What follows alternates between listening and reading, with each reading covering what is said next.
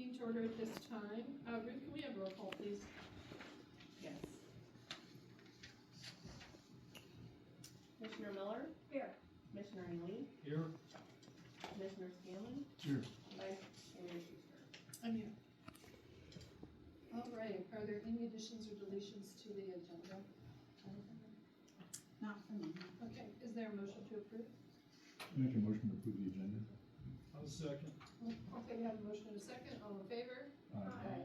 Opposed? That motion carried unanimously. Any correspondence, Jennifer? No correspondence at this time. Okay. Commission, are there any additions or deletions to the minutes? Nothing? They're good to me. Make a motion to approve the minutes, yes. Okay. Second. Okay, we have a motion and a second. All in favor? Aye. Opposed? That motion carried. Okay, item number 5 is to authorize the payment of claims. Are there any questions, you guys? Do you guys have any questions on that? On item 5, the claims. I'll look at it and approve me. Okay. What's the software? Oh, for making of agendas. That's the agenda software that we use. Oh, So that's the annual subscription fee.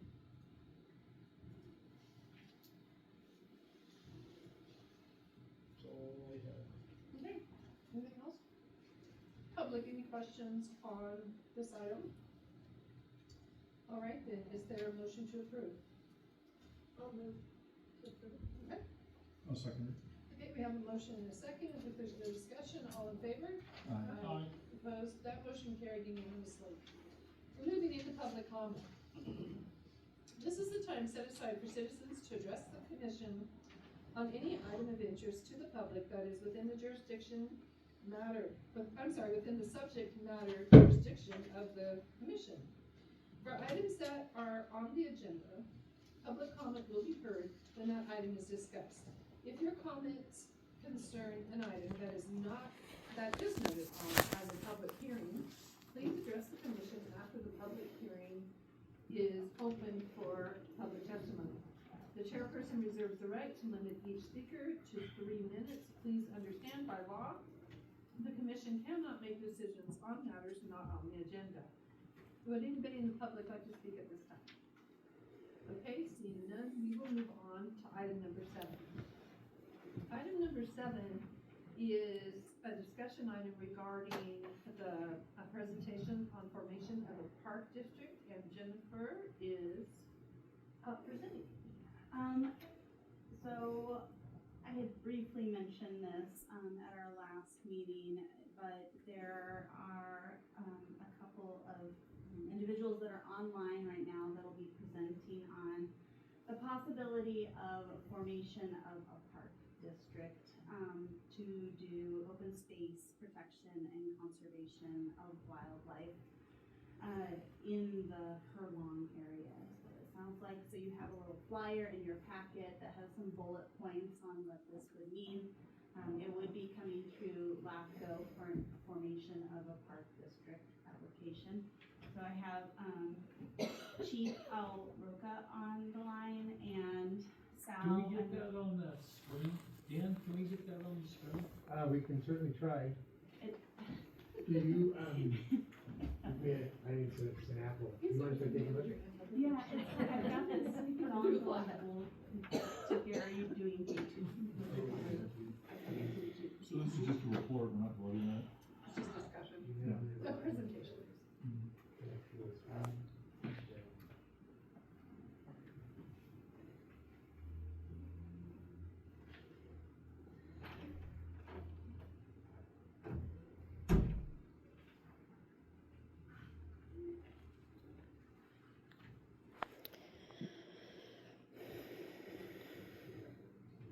It just doesn't. Doesn't quite reach.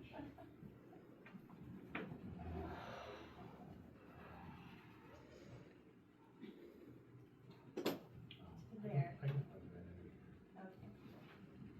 Okay. Yeah, I'm surprised there's no outlets up here. Anywhere you can do it.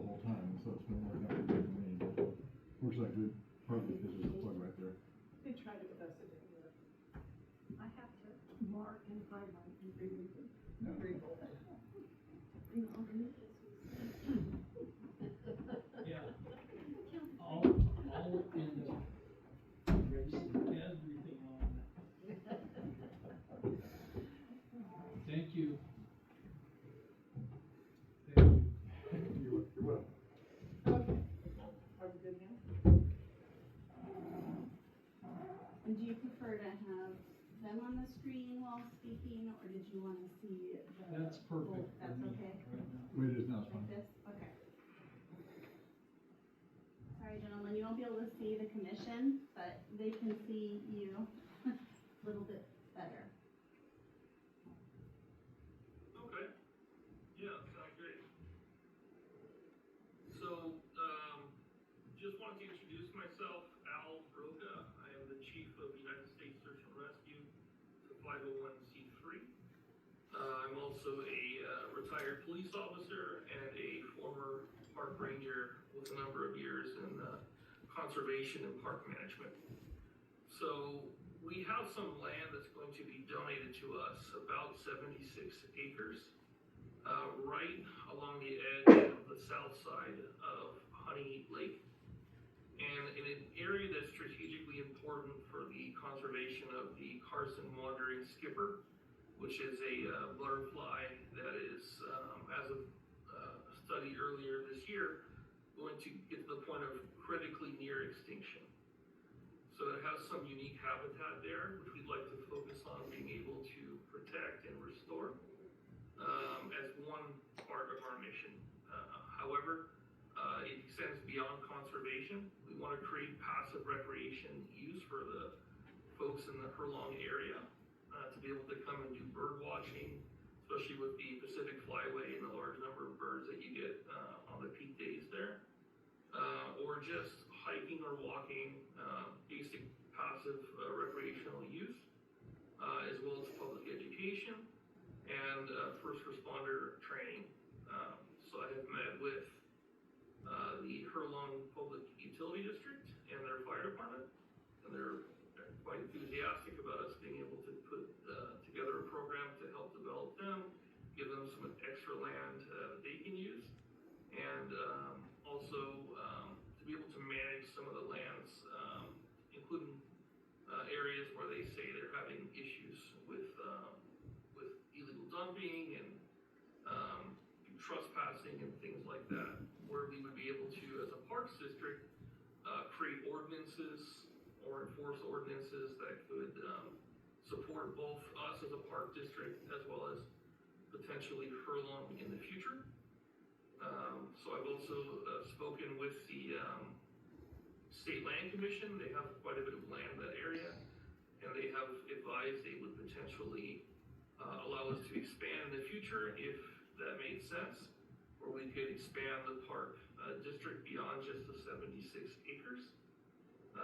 But the primary goals really are public education. In fact, we're partnering with a company that does AI tools specifically for this type of education. So we'd have like an app where people could interact and receive real-time feedback from some of the virtual animals and really bring virtual access to residents that maybe couldn't go to the park, and they could still experience it and learn and kind of see how that park is a benefit. Okay. Thank you, Mr. Roca. Do you guys have any questions for him or comments? I have a question. What is the land currently used for? That's a great question. So that particular land is in a trust, and the owners of the trust are out of state. So it's not really being used for anything. Looking at the surrounding lands, it's pretty much unused. That whole, much of that area is unused for hundreds, if not thousands of acres in that peninsula. So like they call it Honey Lake Island, but truly it's a peninsula. Okay. The majority of the area is unused. From speaking to both state Fish and Game and federal Fish and Wildlife, I think it's State Fish and Wildlife now, actually, they've changed their name. This area is not really being heavily used for those types of purposes. So this would bring a new park setting to that area where there really isn't one currently. But it's zoned agriculture, but then if you speaking to the county's office, the size of the land wouldn't support that zoning use, so it's kind of in a tough spot. And then it's an alkaline wetland environment, So it's not particularly conducive of agriculture anyway with the soil the way it is. So most of this land seems to be relatively just empty or unmanaged land, which is partly why it's bringing in some unwanted activity like with transients and dumping and other similar activity. Okay, thank you. So how are you guys going to manage it? Yeah, a great question. So we would establish a registered voter base in that area. So it would have a board of local residents from that furlong area. It would be a 5-person board that could make decisions. And then funding, it'll be entirely self-funded. Both us as U.S. Search and Rescue are committing a large amount of money to this project to fund it for at least for the first 5 or 6 years, if not longer. And then we will also allow us to be open to grant funding, which there's a substantial amount available, especially when you have endangered species on the land. So between our funding, grant funding, and other donation sources, it should be something we can do without needing to affect taxation or local fees in any way. So how's the maintenance, and you guys go through there and maintain it and supervise the activities on there, or what? Right, so maintenance will be done regularly. It's not going to be like a manicured park where you would have like a city park type environment. It's a wilderness park, so maintenance is relatively minimal, but we need to maintain trails, we need to make sure that there's no hazards and so on, and keep that environment as undisturbed as we can, but of course maintained to the standards that we need to make sure we're creating a safe environment for the public to use.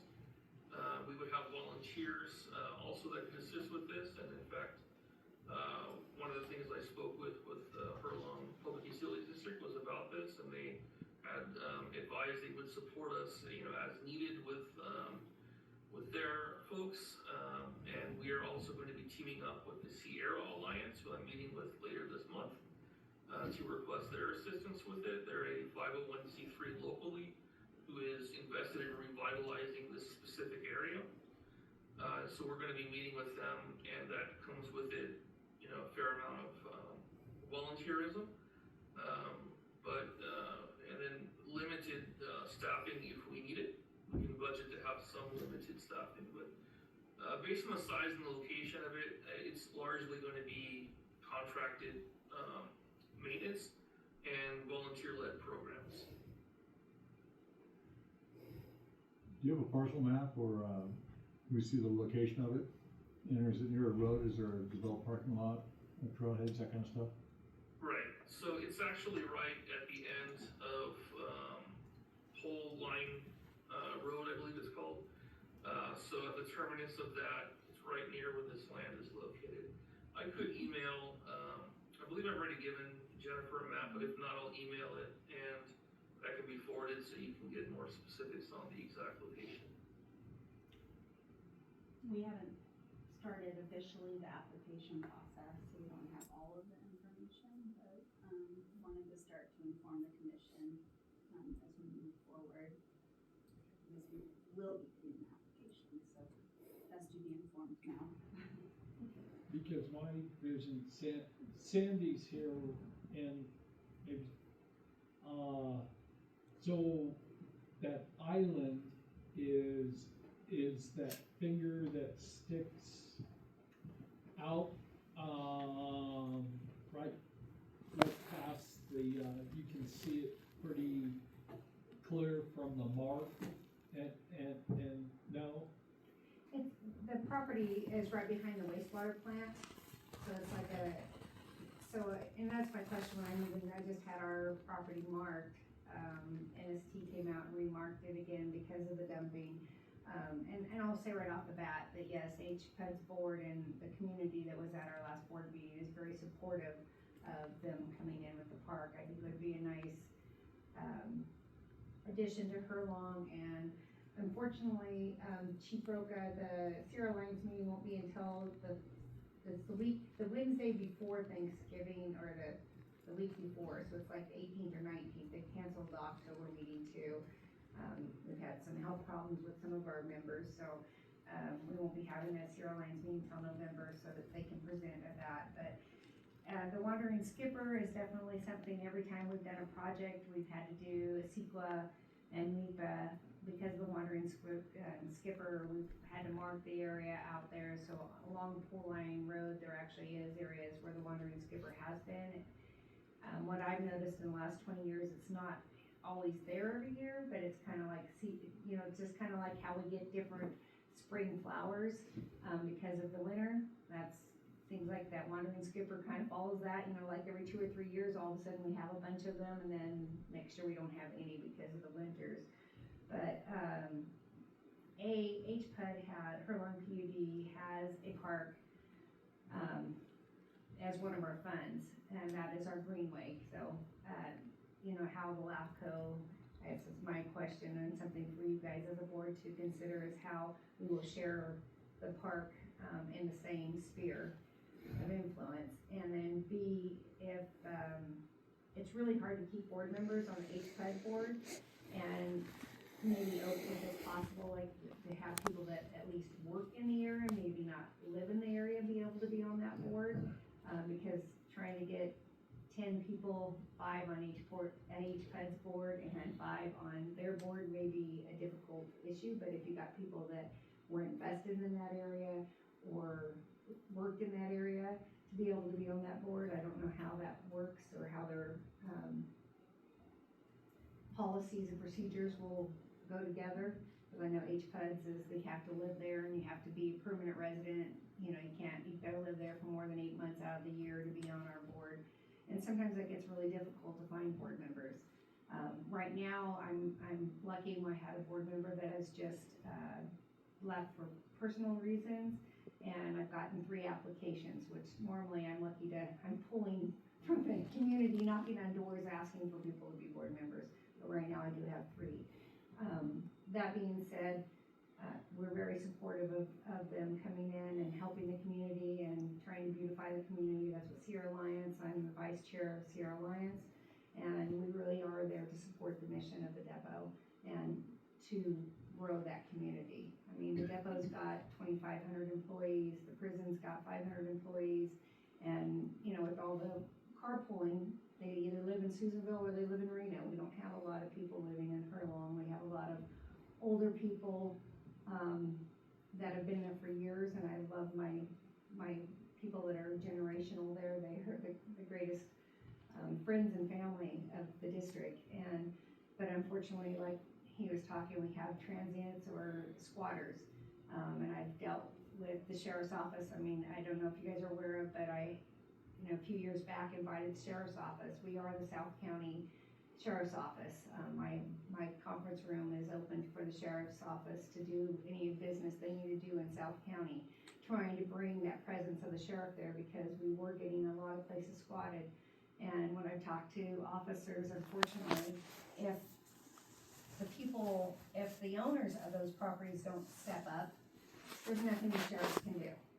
And even though that I see it as a district, that there's people squatting in there and report it, it does me no good. And we've written letters to owners, and the problem is a lot of those properties that are being squatted in are like 3rd generations. So the grandparents were in there, and then the parents were in there, and they have all passed away, and now it's gone to the children who don't even live in the area and really don't care, because they have nothing invested in that. And so they don't even care if they have a piece of property in Herlong. And I probably have a half a dozen pieces of property like that. And the property that's between us, the wastewater plant, and their piece of property is kind of that same direction. There we had a family that had been in our area for over 20 years, did a lot for the community as a whole, but unfortunately both of them passed away probably close to probably 4 years ago. And their daughters came and got their things, and I have not seen them back again. And so that property, I believe, is up for sale probably shortly or in probate, one of the two. But we have squatters, a lot of the squatters that were squatting in West Patton Village are now squatting in that piece of property that's between ours and theirs. I see that activity going on because of our wastewater plant. So we have 640 acres right there on Full Line Road that is our wastewater plant. So this wildlife preserve would be behind our 640 acres of the wastewater plant. Okay, thank you.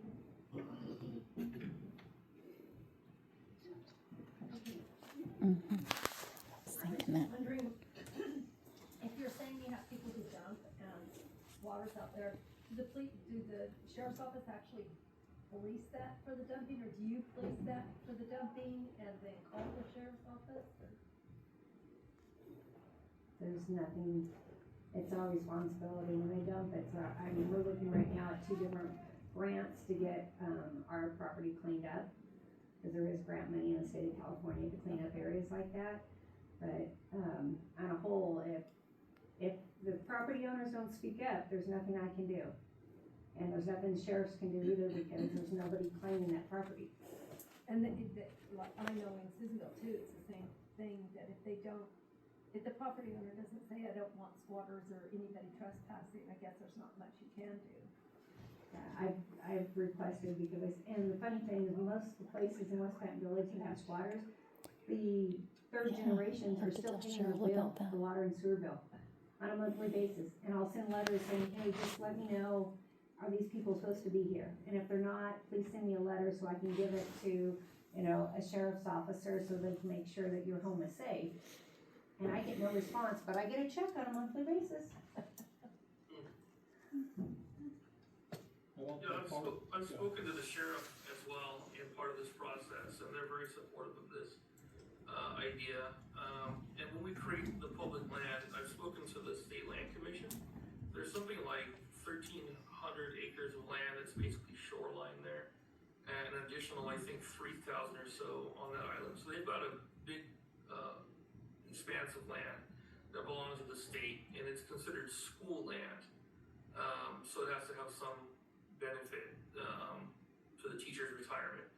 So, but speaking with them, they were okay with the idea of us potentially expanding, if we need to, into larger areas where we can control that land and we can address squatting and things like that. In fact, even as a parks district, potentially we could even have a park ranger that could focus in that area or something like that as a potential future option.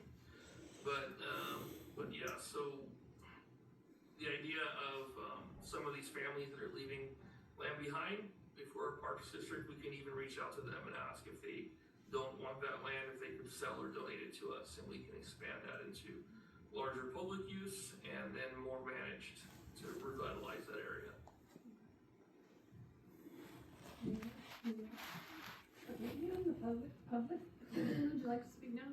Comments? Okay. So, Ms. Stevens, Yes. I have been acting like Todd and calling you Jennifer.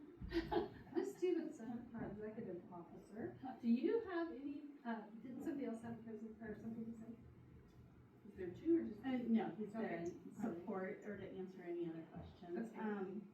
But I would say that in response to a couple of things. One is that the chief and I have had discussions about what the best possible structure is for this district, discussing open space district, a parks district, versus being part of HPUD or something like that.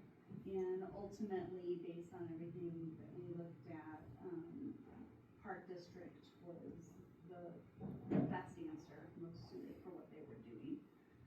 I know that the chief has indicated one of the reasons being that you can do ordinances for park districts and enforcement of those ordinances. So that was one of the necessary services that they would be providing. Another issue was regarding the governing body, and I know that HPUD has had concerns about whether they would be able to maintain a full board or not. I'll have to look into the flexibility of, structure for a park district board. Oftentimes it will be from as little as 3, members on up, so maybe we can make it so that it's a smaller board. Also, I do know of certain, districts that are landowner districts versus, resident districts, so it could be based on landowners maybe, which might open it up a little bit, to out-of-district residents to be on the board. So I'll work with them on defining the governing body, to make it the most flexible and so they can maintain a full board the greatest degree possible. Okay, thank you. If there's nothing else on that item, we will move on because it was a discussion item for now. Okay? Thank you. So, Ms. Stevenson will be presenting the next 1, 2, 3 items, 4. So I'm going to start with item number 8, which is reorganization update. Go ahead, Jen. Well, we looked through this extensively at our last meeting regarding or 2 meetings ago, policy updates and the bylaw updates that are being proposed for consideration. We do have the Lafco conference coming up, starting on Wednesday, and on Thursday they'll be having a business meeting for voting on the proposed bylaw amendments. And then on Friday, a meeting for the board, for the new board that will have been elected, on Thursday morning as well.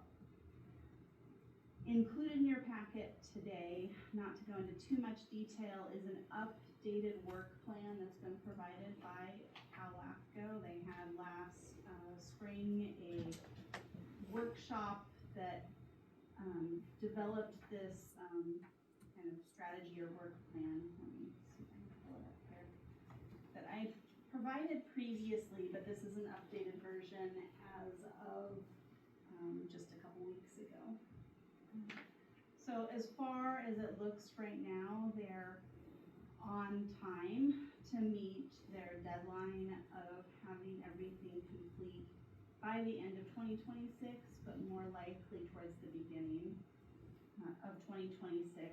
And that includes a presentation in early 2026 of reorganization of the entire board composition.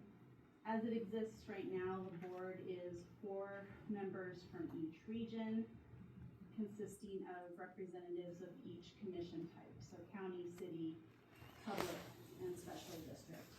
So 16 members total, from each, 4 from each of the different regions. That would be north, central, coastal, and southern. It sounds as though they're looking at doing away with the requirement that there be a representative for each type of commissioner, because they've had trouble ensuring that each position is filled. In particular, the special district position in the northern region is quite hard to fill because a lot of the counties, the Lafcos do not have special districts sitting on them in northern California. In addition to that, they're looking at allowing deputy executive officers to become voting board members as well. And those deputy executive officers are for the region. So each region has 1 deputy executive officer. So that would be 4 additional members that would be added to the board. So those are the primary changes that will be coming forth. It sounds like February 2026 is when we'll hear about the restructuring of the board composition. Okay, thank you. Commission, any questions on this? No. Okay, seeing none. Public, any questions or comments? Okay. Thank you so much for that update. Appreciate it. Okay, moving on to item 9. Item number 9 is the election committee report for 2025. And you're back on here. So,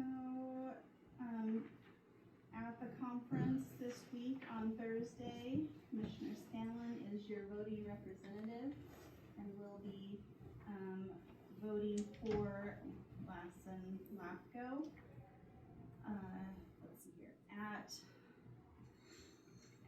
the two positions that are available for, election.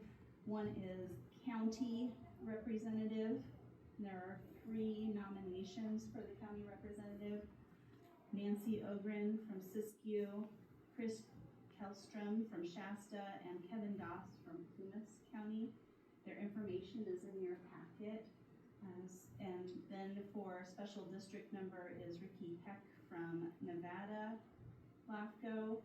That's a given because he's running unopposed. But for the county position, I would ask that the commission provide any direction or feedback to Commissioner Scanlon before he goes and votes as your representative. Are you guys ready? Yeah, I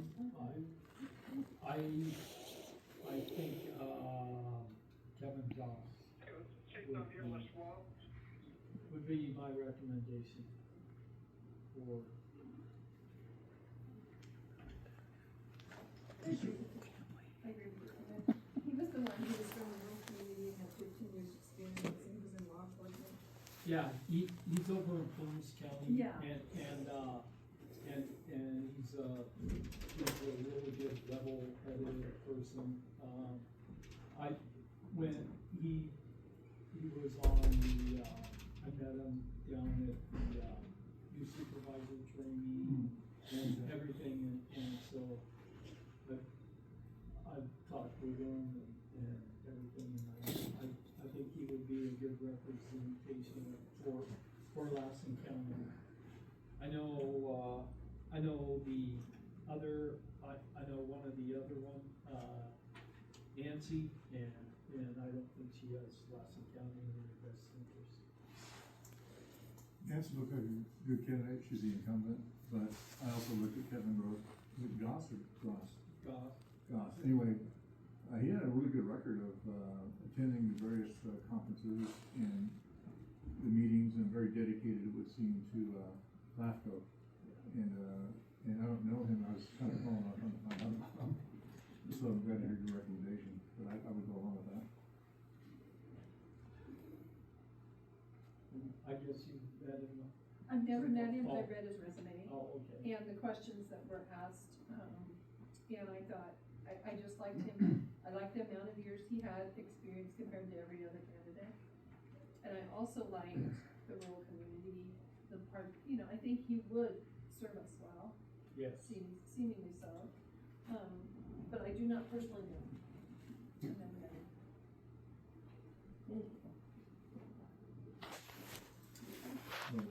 Okay. Yeah. Yeah, and I'm sure he must be gonna be there, right? And you know him. Yeah, I work closely with Kevin, so I can't say So- anything. I'd be in touch about this. But you can introduce Mike to him. Oh, yeah, can't you? definitely. And Mike can Roll from there. go from there, Yeah. and so. Yeah, that way you Yeah. know, you can meet him and see what you think too. Okay. Public, any comments or questions on that? Okay, thank you for hold on. You have your delegate, we're good there, right? All right, item number 10. Item number 10 is, regarding Todd, and Jennifer, I'm gonna let you present, say all the rest. I was just, unfortunately, he's not here. But, I don't know if he will receive the award at the Thursday night banquet that we'll be having at the conference. I would ask if he does, Commissioner Scanlon, if you could pick it up on his behalf, that would be great. But, I did wanna share his nomination, and, he was, I made sure that he read it. I was like, I wanna make sure you know you're on the agenda. And he said that it was, of course, above and beyond because he's far too humble. But I think that hopefully at the next meeting we can express the appreciation for the amount of time that he's given the last and last. Oh, you're fine. 20 years and 9 years as chair, and he's been fairly consistently dedicated to us at Lafco and Lafco in general.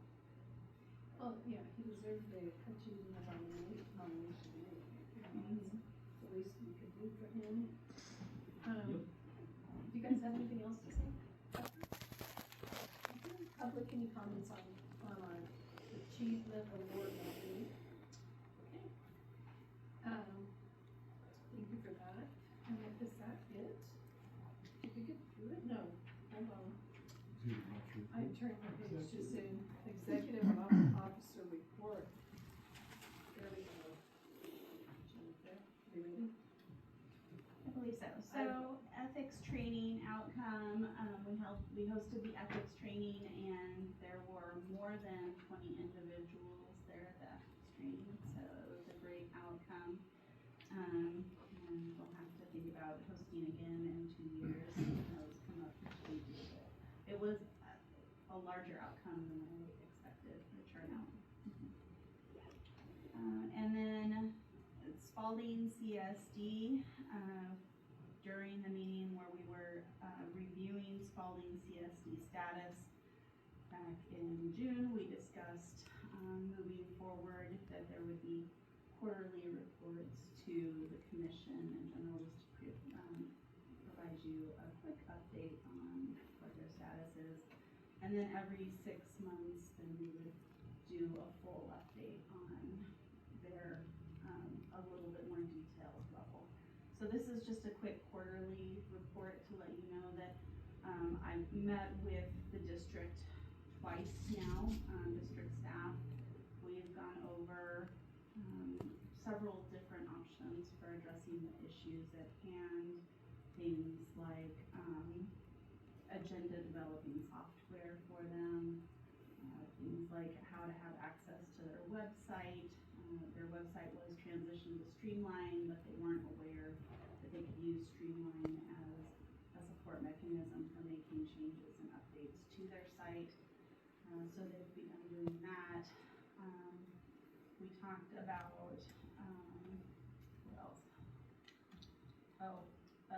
Ways in which to have an interim general manager because they're struggling filling their general manager position, so that they can move forward with critical items such as developing a budget. I think those were the most significant ones. Then we also discussed the possibility of me taking part in their regular meetings on a regular basis. Unfortunately, their meeting occurs at the exact time that I am always busy every month.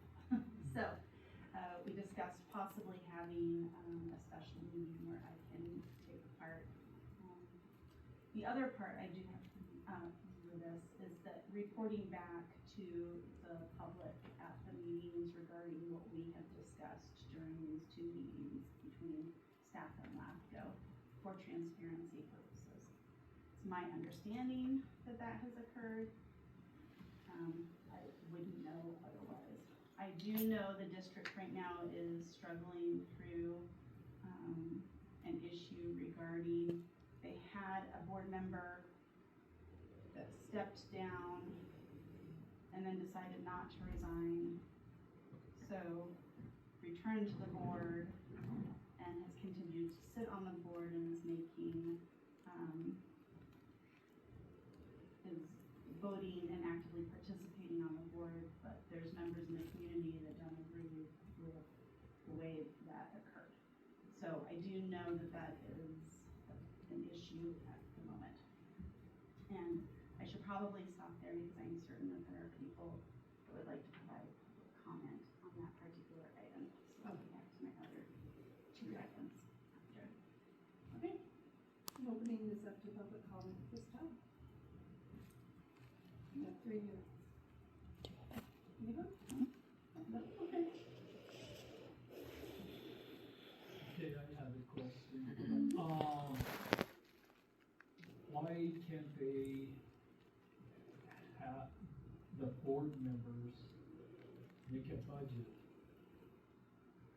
That why do they have to have a general manager? I don't believe that the current board has the knowledge and skill level to create the budget, because they're all new. They don't have any of the, historical knowledge to know what went into it before, is the problem. So I am certain that they can cobble something together, but I don't know that that would best suit the district. Is there past budgets that they could look at to see what the expenditures that came from it? There are, I'll have to go back and look at their status on approving budgets, because I don't remember if they were having issues with that previously as well. So I'd have to go back and look. But I do know that they are looking at hiring an interim general manager right now, so it could be a non-issue. And I mean, how, with a public agency like that, how do they, conduct business by paying bills and stuff, not knowing or having a budget? Yeah, and that's a good question. So I know that the board members are volunteering to put in as Right. much time as they can, to try to get things moved through. But I don't know about how the process by which they're going to be paying bills. We're also trying to hire a maintenance person for the sanitation district and stuff. I mean, they're at a total loss right now.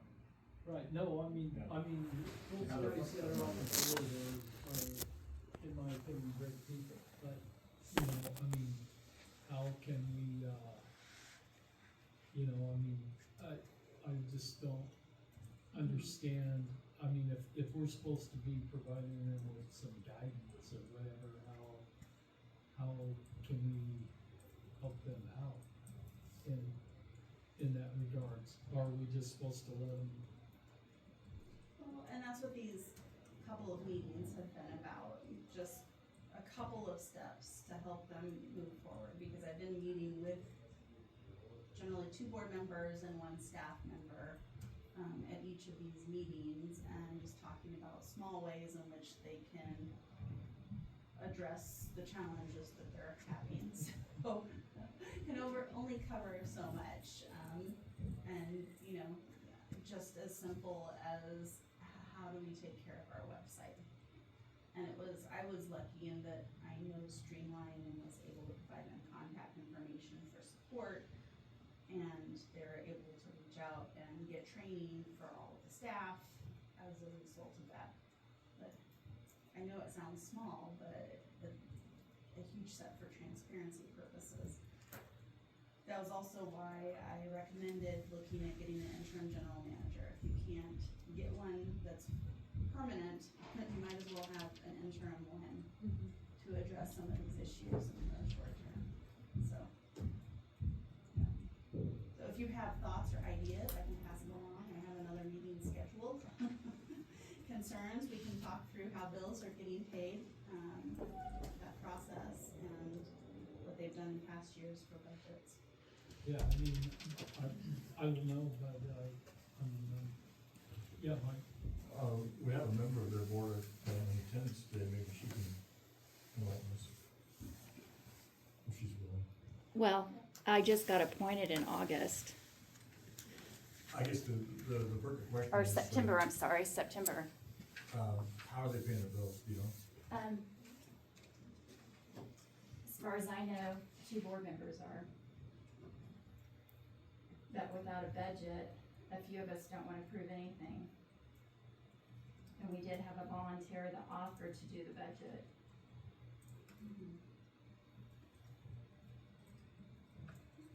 You had someone volunteer to do the budget? But I think there's issues with it.